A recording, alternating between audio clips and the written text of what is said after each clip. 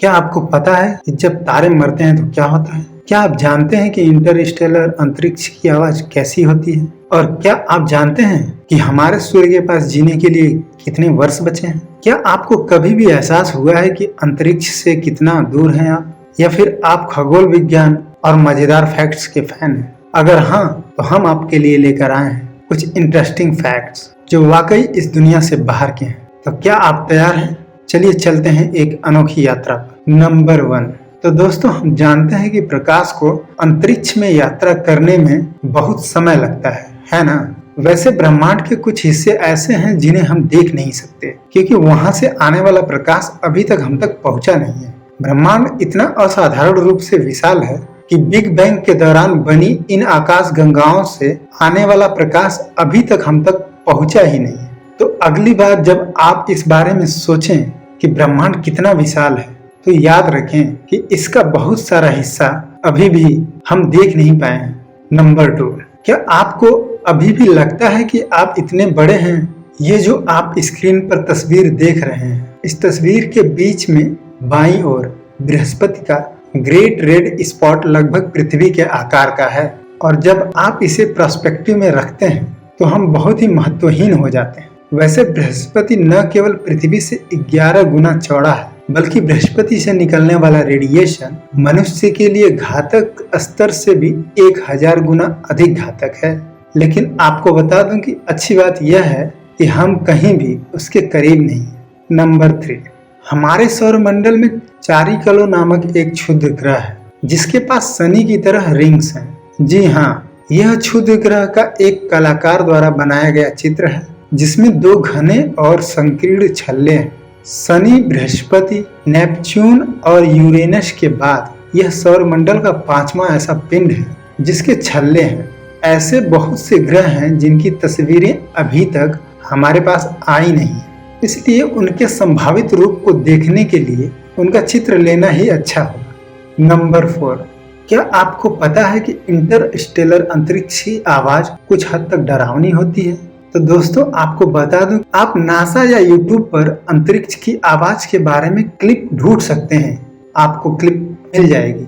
लेकिन सावधान रहें, यह थोड़ा डरावना है। डरावना से हमारा मतलब है यह पूरी तरह से अप्रत्याशित और अजीब है। नंबर 5, क्या आप जानते हैं कि ज्ञात ब्रह्मांड में सबसे ठंडा स्थान कहाँ है? और सबसे गर्म स्थान के बारे में आपका क्या ख्याल है? खैर, मैं आपको बता दूं कि ये दोनों ही स्थान पृथ्वी पर ही मौजूद है।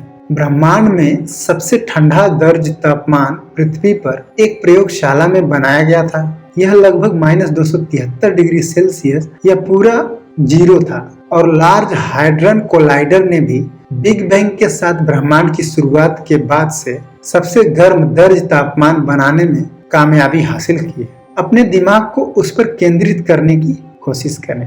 नंबर 6, एक फोटॉन को सूर्य के केंद्र से सतह तक पहुंचने में लगभग 1,70,000 साल लगते हैं। लेकिन क्या आप जानते हैं उसके बाद पृथ्वी तक पहुंचने में उसे सिर्फ 8 मिनट लगते हैं। और ये भी याद रखें कि सूर्य के प्रकाश को भी पृथ्वी पर आने में सिर्फ 8 मिनट ही लगते हैं। नंबर 7, स्क्रीन पर दिख रही तस्वीर 50 प्रकाश वर्ष की दूरी को कवर करती है। तस्वीर में मौजूद हर बिंदु एक तारा है। जैसे हमारा सूर्य, हमारे सूर्य से इसकी दूरी 8,64,000 मील है, जो पृथ्वी से 109 गुना ज्यादा है। इसके बारे में आपका क्या ख्याल है? नंबर 8, वायेजर 1 स्पेसक्राफ्ट लगभग पृथ्वी ग्रह से अधिक समय तक जीवित रहेगा। दरअसल इस जहाज को 1977 में बृहस्पति और शनि को अध्ययन करने के लिए लॉन्च किया गया था और अब यह सौरमंडल से बाहर अपने दूसरे मिशन पर है।